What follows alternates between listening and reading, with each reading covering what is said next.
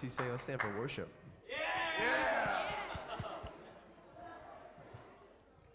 Before we worship, I'd like to share a verse with you guys.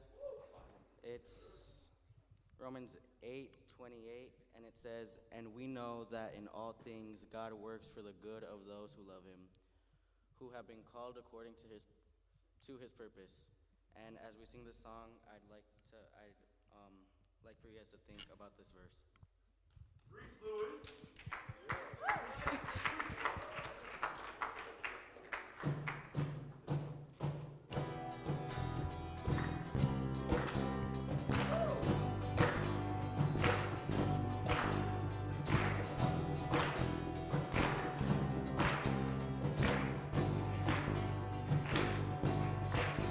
When I'm in the roughest water, I won't go under, I won't drown.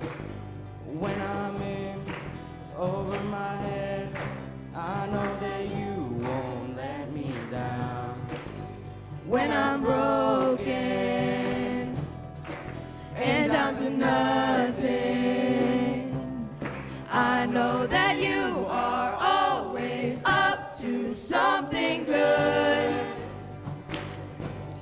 I know that you are always up to something good.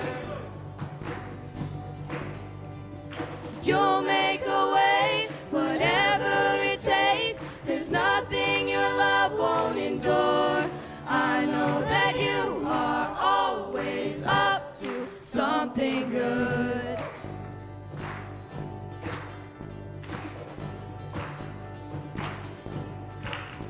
Even through the deepest valley, you go before me, you are here. For I know you'll never leave me. Your love surrounds me, I won't fear. When I'm broken and down to nothing, I know that you are always up to something good. I know that you are always up to something good. You'll make a way, whatever it takes. There's nothing your love won't endure. I know that you are always up to something good.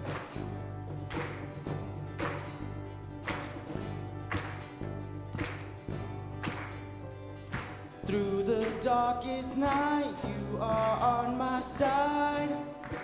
You are always faithful. Through my fear and doubt, you will lead me out. You are always able. Through the darkest night, you are on my side. You are always faithful. Through my fear and doubt, you will lead me out. I know you are always able. You're faithful. I know that you are always up to something good. I know that you are always up to something good. You'll make a way, whatever it takes. There's nothing your love won't endure. I know that you are always up to something good. You'll make a way, whatever it takes. There's nothing your love won't endure. I know that you are always up to something good.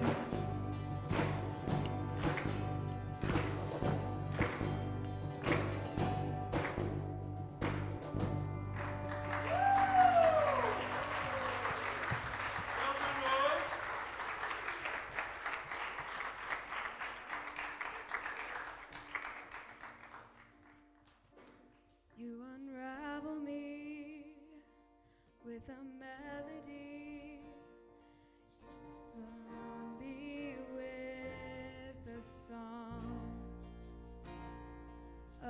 deliverance from my enemies, till all my fears are gone. I'm no longer a slave to fear. I am a child of God. I'm no longer a slave to fear. I am a child of God.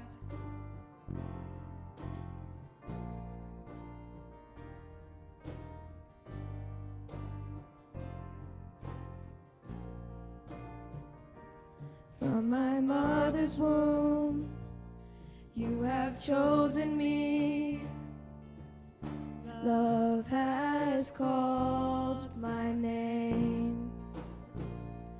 I've been born again into your family. Your blood flows through my veins. I'm no longer a slave to fear. I am a child of God. I'm no longer a slave to fear.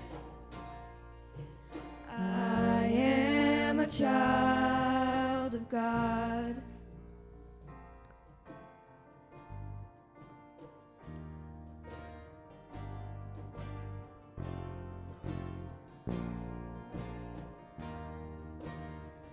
You split the sea so I could walk right through it. My fears were drowned in perfect love. You rescued me so I could stand and sing. I am a child of God. You split the sea so I could walk right through it. My fears were drowned in perfect love. You rescued me so I could stand and sing. I am a child of God. I am a child of God. I am a child of God. I'm no longer a slave to fear. I am a child of God. I'm no longer a slave to fear. I am a child of God.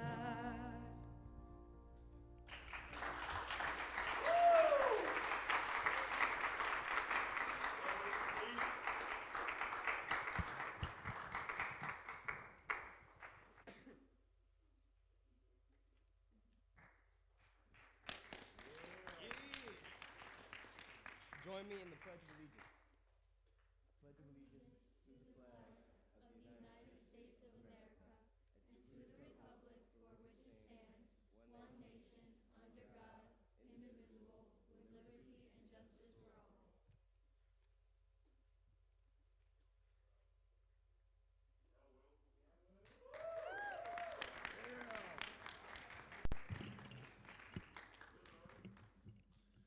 All right, please join me in a word of prayer. Lord God, thank you for today. Thank you for giving us another day. We can wake up, we can sing your praises, Lord. I thank you for this opportunity where we can wake up every day and come to a Christian school. I think we oftentimes take this for granted, and we oftentimes don't remember how there are kids all around the world who have to go to public schools and they don't get to, well, even those who are Christians who don't get to talk about you in their school, and we're just so blessed to be able to do that. I pray that this time, you'll bless this time, that you'll allow us to honor you, and I hope and I pray that we allow ourselves to do everything for your glory, Lord. And I ask this in Jesus' name. Amen. I'd like to introduce our chapel speaker today, Mr. Brian Whitmer.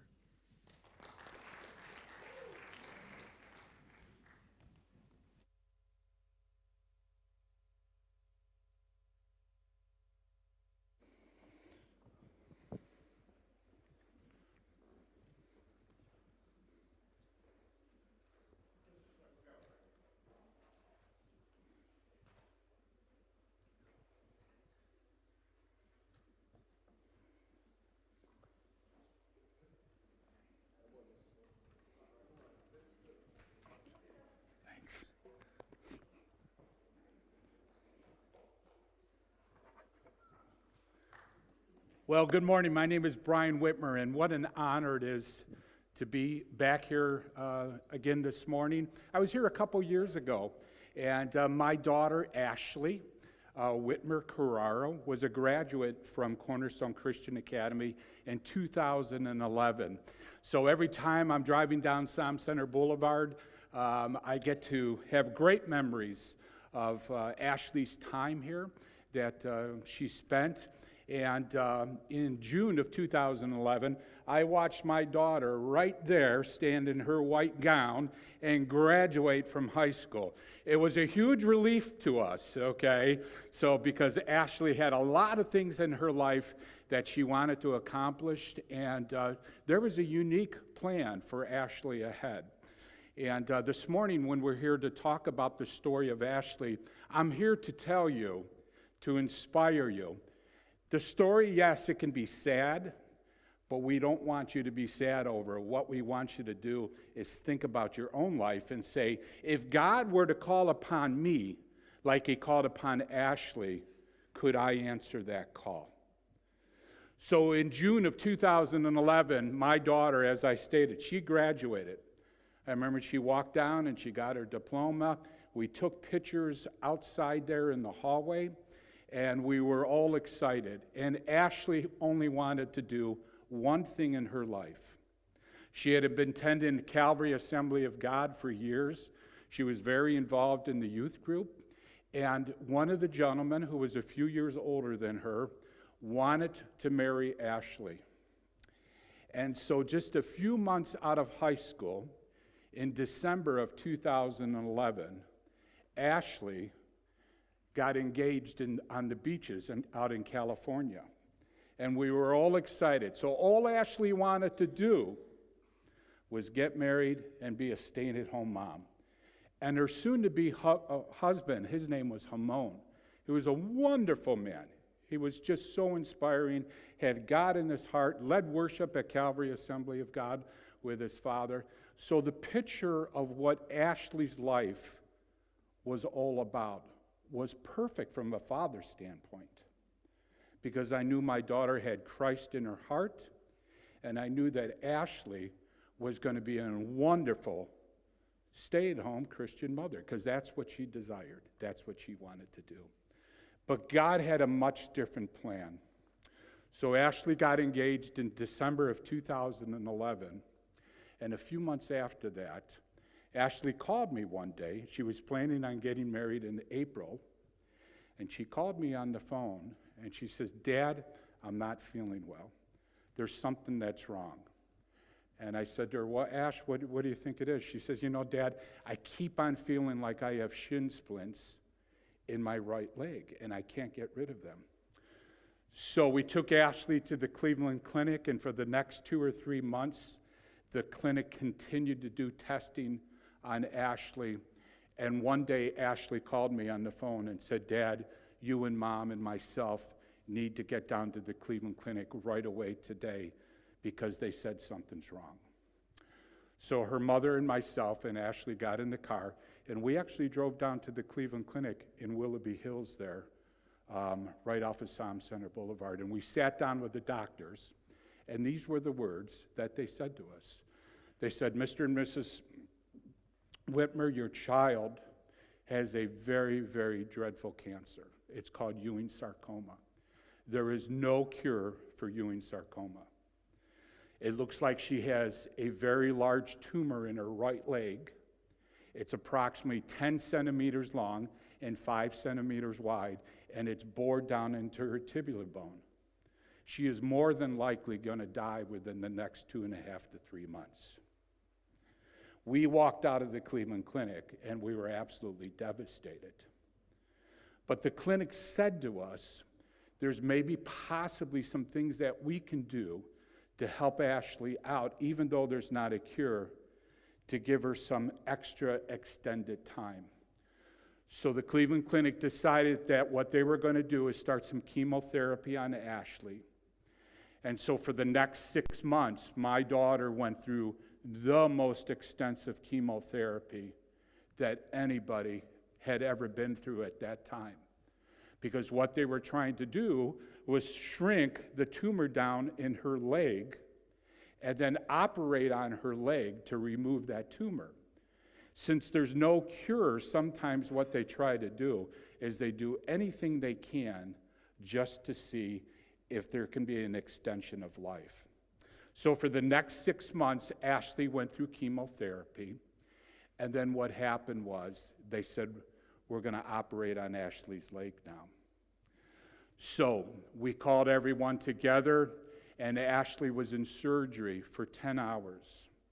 And they operated on her leg, and they were going to amputate her leg if they couldn't get all the tumor out. So for 10 hours, myself and the entire family and friends were all down at the Cleveland Clinic, the main campus, and we sat with one another, and we prayed for 10 straight hours. And the doctors came out, and they said, we believe that we got all of the cancer from Ashley's leg. But she has a long journey ahead because she's still not cancer-free, because cancer lives within cells. So for the next few months, Ashley went through an extensive time of being very, very sick. And Ashley at that time was going to be facing more chemotherapy. So after she got a little bit better and she gained some of her strength back, she had to go through another 6 rounds of chemotherapy. So she went through that chemotherapy. We watched Ashley lose her hair. We watched all of the effects that chemotherapy gives to anybody. Chemotherapy, it doesn't matter if you're young or old, it affects you the way it affects you. And so we watched Ashley become very, very weak. But we watched something with Ashley that was quite amazing. You have some teachers here in your school that still remember Ashley. And Ashley was blessed with one thing. She was blessed with incredible beauty. She did not get it from me, okay? The only thing she got from me was her blonde hair. But she had incredible beauty. But what we watched with Ashley was the beauty that she had on the outside of her was changing. The beauty that she had on the inside of her life was now starting to affect many people. And that beauty, we know, was because of her faith. Ashley was witnessing to the doctors. Ashley was witnessing to the nurses. Ashley was witnessing to her friends who she went to Cornerstone with. And so Ashley was able to gain a little bit of just normalcy. And we had canceled the wedding that she was going to be walking down the aisle with Ramon. And Ashley got well enough that in April, a year and a half later, I walked Ashley down the aisle. And it was Ashley's highlight of her life, because that's what she wanted to do. She wanted to marry a Christian man. She wanted to be a Christian mother. She wanted to be involved in the church. So we watched Ashley have the greatest event of her life, and that was marrying Ramon. So we thought that maybe Ashley was going to be okay. You know, one thing with cancer, it's like this. It's up and down, up and down, up and down. So at that time, I was involved in a missions project, and Ashley and Ramon had gone on their honeymoon, and I went back to France. So I was doing some missionary work in France, and a few months later, Ashley called me on the phone, and she says, "Dad, I need you to come home. My cancer has returned, and I have 24 tumors now in my lungs." So Ashley's cancer that had gone from her leg had traveled through the cells of her body, and now those 24 tumors in her lung were eventually going to take her life. So we watched Ashley fight really, really hard. She was doing everything she could to try to stay alive. She's only 20 years old. She's young. She was just a few years older than some of you are right now. So Ashley eventually was going to get so sick that she was going to go into the hospital, and she was never going to return from the hospital. But we had 3 incredible things that happened when we were at the hospital. And the first one was they had called us into the hospital room, and Ashley had not woken up in 2 days. And they said to the family, to myself and to her mother, Ashley's probably going to die within the next couple hours. So everybody gathered inside the hospital room. Everyone said their goodbyes to Ashley. And her mother, Vicki, had been sitting next to her in a bed. And she had to get up for a few minutes to go out to the hallway. And so I crawled into that bed that was pushed up against Ashley's. And Ashley, out of the clear blue, she opens up her eyes, she shoots her head forward, and she says these words to me, "Dad, did I just die and did I go to heaven?" I said, "Ashley, honey, I don't know if you died. I don't know if you went to heaven, but I know one thing, you're here right now." The nurses and the doctors and Pastor Danny DeLumbo from Calvary Assembly of God, they couldn't believe it because Ashley was supposed to be dead. But God was not done with Ashley yet. Ashley was witnessing to many people. She was witnessing to those doctors, to those nurses who really didn't have faith. But they saw something different inside Ashley. So Ashley was able to last a little bit longer. And once again, she was going to have a repeat performance. And for a few days, what happened was Ashley did not wake back up. And the doctors once again said this to me, "She's going to die today." But in the meantime, doctors and nurses and friends were coming up to me and coming up to the family and saying, what is making Ashley so different? Whatever Ashley has, I want to have. I want that in my life. So Ashley was witnessing, even though she was dying, her faith was affecting a lot of people. So the second time around, which was the second miracle in the journey of watching Ashley travel this journey, was once again everyone said goodbye to Ashley. And I was the very last person. And I bent down to Ashley, and I was going to say this to her, which I did say. "Ashley, I love you with all of my heart. When you get to heaven, tell Grandpa I said hello and that I love him." And Ashley, for the second time, she opened up her eyes and she looked at me and she said, "Dad, I'm not ready to die yet." Well, something was happening. You know, the doctors kept on telling us, "Your child's going to die." So twice now, we've had Ashley work herself through not dying. Well, we know it was because God had said it's not her time yet. You know, a lot of people, they get to see miracles. They get to hear about miracles. But as a father, I got to touch a miracle. And that miracle was Ashley. You know, Ashley wasn't going to die in an automobile accident. She wasn't going to die from suicide. She wasn't going to die from a drug overdose. God had specifically planned for Ashley in her life that when she was here and when she used to sit in this room, God knew that Ashley's life was going to be short and that Ashley's life was going to affect many people. So the way God was going to have her die was going to be perfect. And me as the father and Vicky as her mother and all of her friends, we were going to have to accept it. Even if we didn't accept it, it didn't matter. God was in control. So Ashley, for 10 more days, she struggled inside the hospital.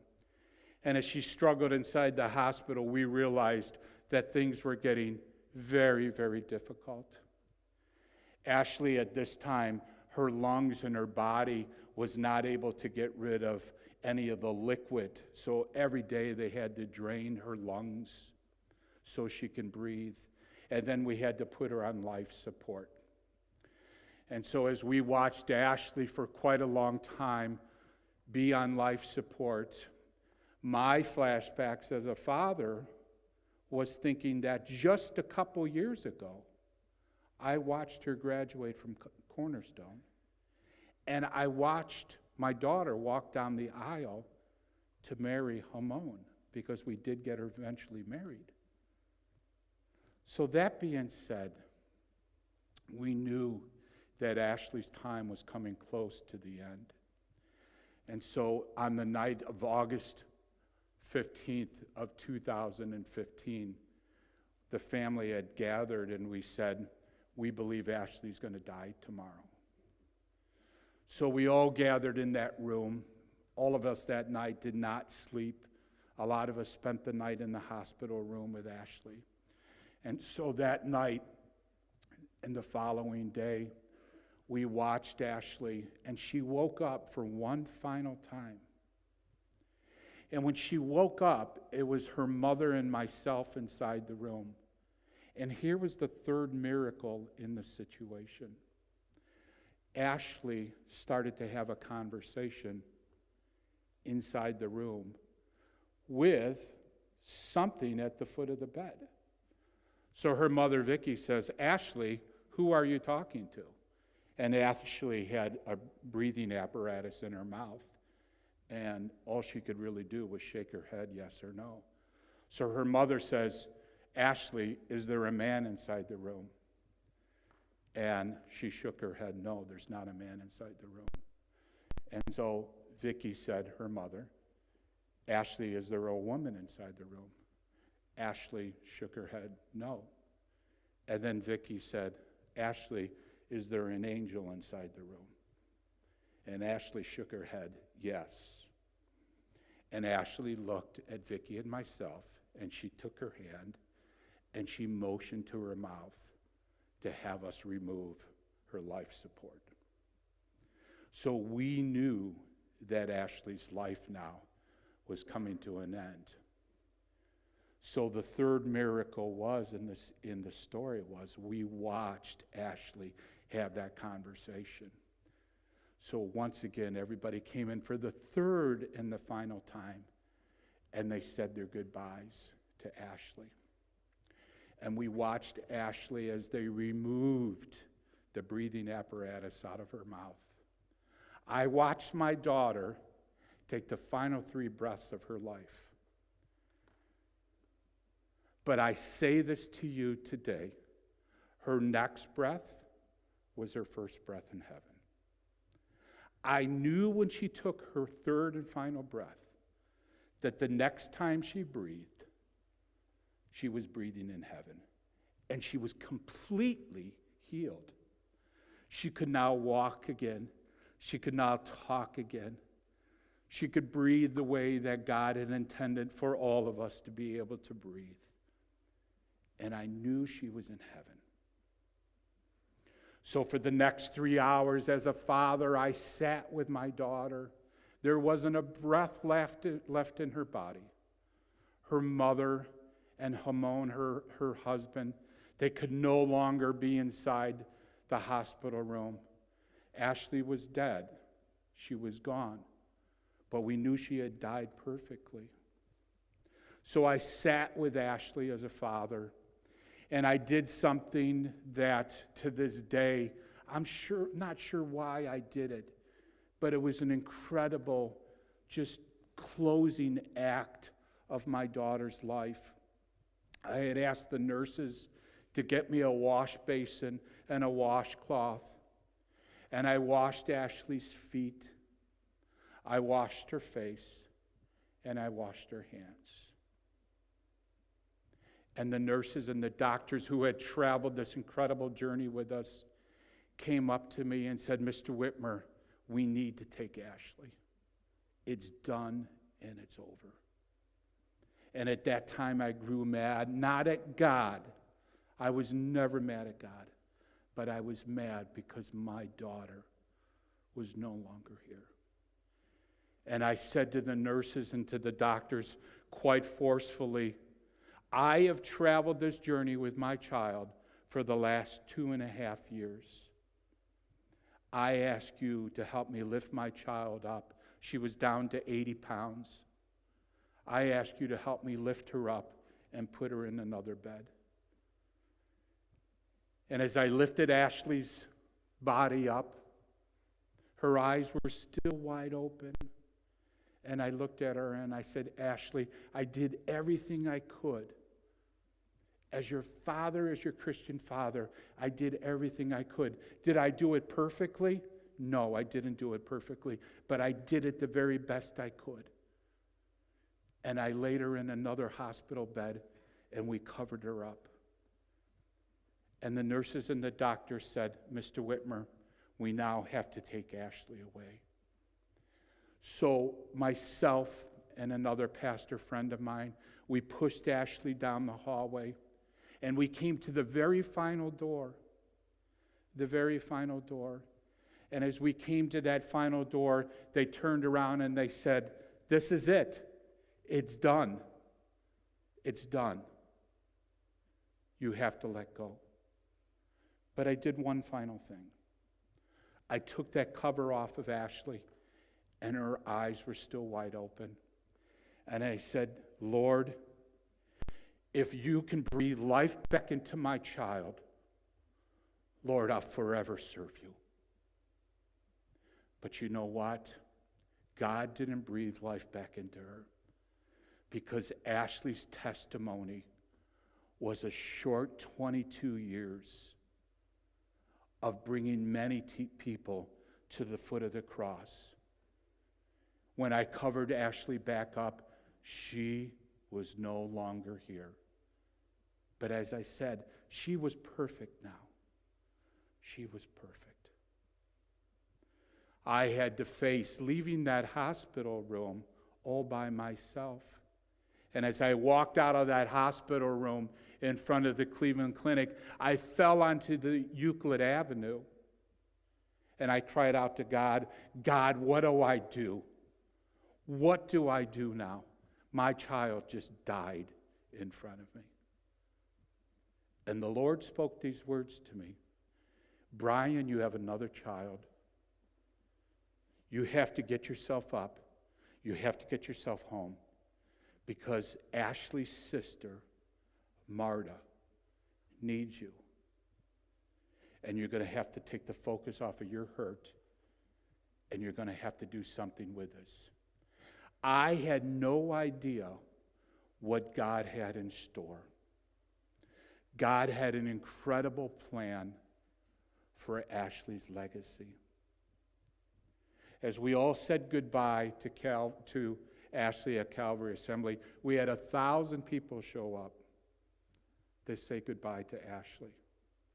I was so honored because I knew Ashley had affected so many people. Since then, what we've been able to do with the death of Ashley is we now have a foundation, and we have taken that foundation and we're providing Christian scholarships to so many places throughout the United States and in Europe. In fact, we even are providing scholarships to Cornerstone Christian Academy in honor of Ashley's name. and her legacy. So I have a challenge for you today. Ashley's favorite song as a young adult was the old song, It Is Well with My Soul. And Ashley, she believed that. She believed no matter what the challenge was, that it was going to be well with her soul. And even though Ashley suffered in the very end, her death was perfect. So my challenge to you today, you're in the same position basically that Ashley was in. Ashley used to sit in the same chairs. If God were to call upon you, do you have that guarantee that you're going to go to heaven? Do you know today, if you leave Cornerstone Christian Academy and you get in a terrible automobile accident, do you have that guarantee in your heart that you're going to go in heaven and you're going to be there for eternity? This is a short time that we have here on earth. For Ashley, it was even a lot shorter. So I have a challenge. I want you to think, are you ready if God were to call upon you?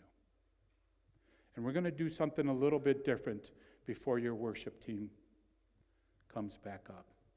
If you have that guarantee in your life, I want you to stand up and I want you to come in front of the stage here. If you have that guarantee, if you know that you're committed and you have that guarantee that you're going to go to heaven, if you're comfortable, I want you to come up front here and stand in front of the pulpit. Who can do that? Who can do that?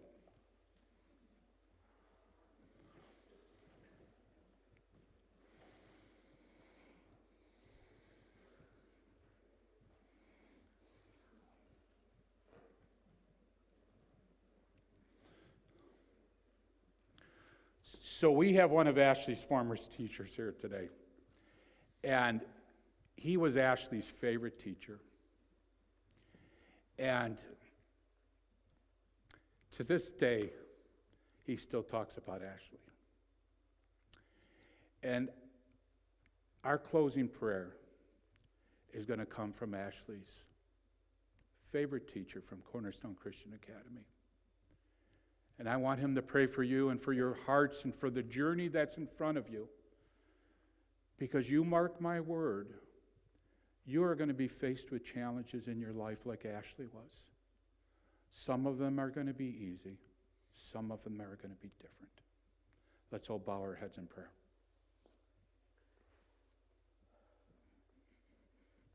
Gracious Heavenly Father, Lord God, as we gather together in front of this stage and bow our hearts scars are a sign of grace in our lives.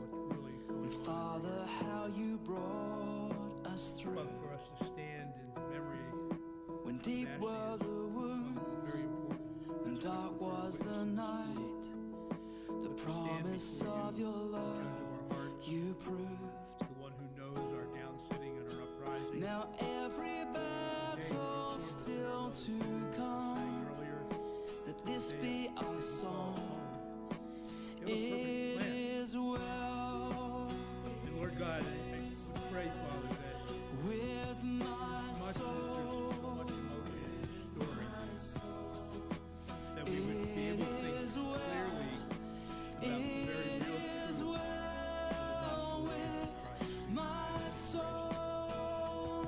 and even Lord, as often as I've thought of her, remember the day Weeping may come, remain for a night, but joy will paint the morning sky.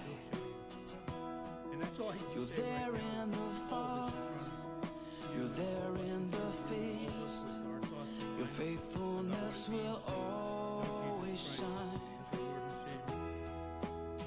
Now every blessing still to come. Let this be our song. It is well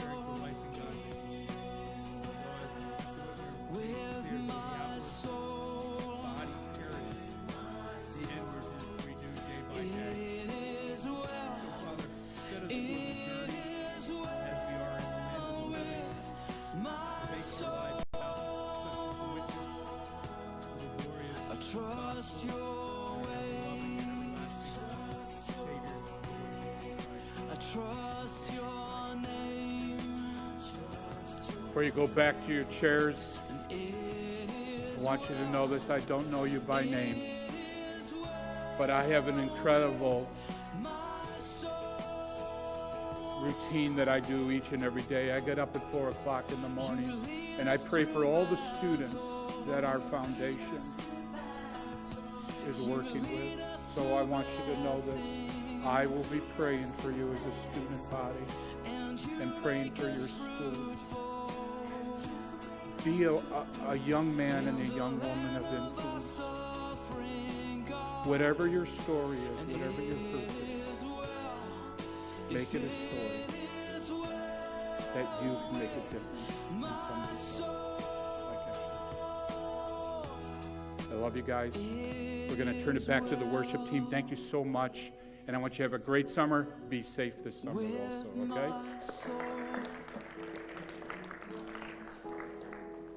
It is well. It is well.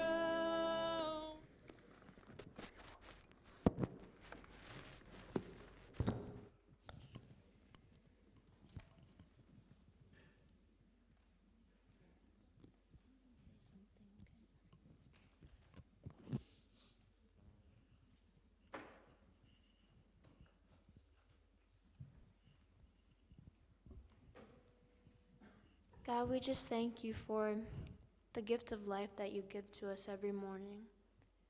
God, we feel there's so many wrong things in our life, but we realize that we're blessed even just by waking up and taking a breath. God, we thank you for giving us everything that we have here in this school and in our lives. I pray that you can use us to be a blessing to you and be a blessing to others around us. God, we have a firm foundation in you and we're planted in you. And we just thank you for all the gifts that you've given us just to say your name to others around. Lord, I pray as we continue to worship, we just lift you high and use us in every way that you want us to, God. Amen.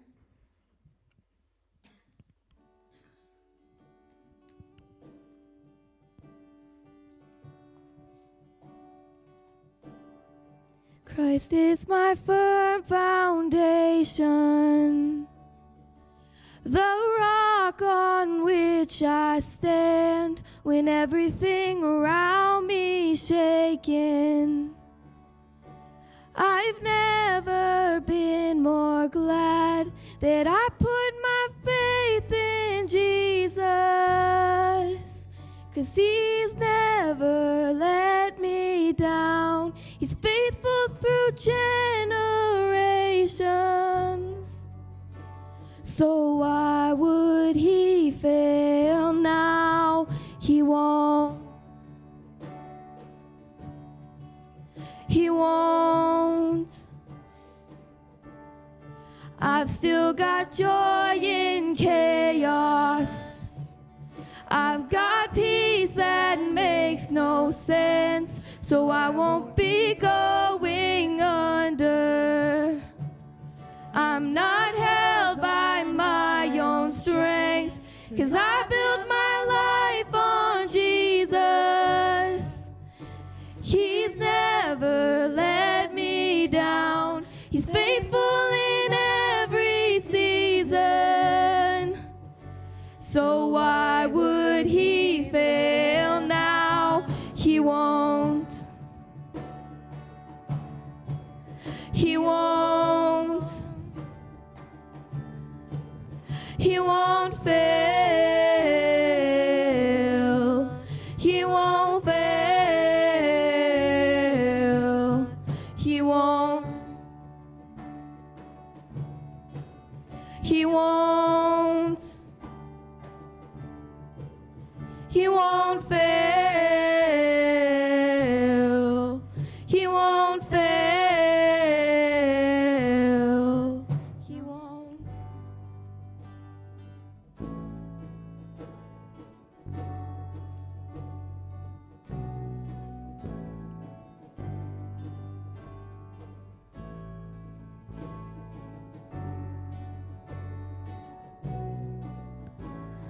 Rain came, wind blew, my house was built on you. I'm safe with you, I'm gonna make it through. Rain came, wind blew, my house was built on you. I'm safe with you, I'm gonna make it through. Yeah, I'm gonna make it through, 'cause my house is strong on you. Yeah, I'm gonna make it through, 'cause my house is built on you. Christ is my firm foundation, the rock on which I stand when everything around me is shaking. I've never been more glad that I put my faith in Jesus, 'cause he's never let me down. He's faithful through generations, so why would he fail now? He won't. He won't. He won't fail. He won't fail. He won't. He won't. He won't fail. He won't fail. He won't fail. He won't.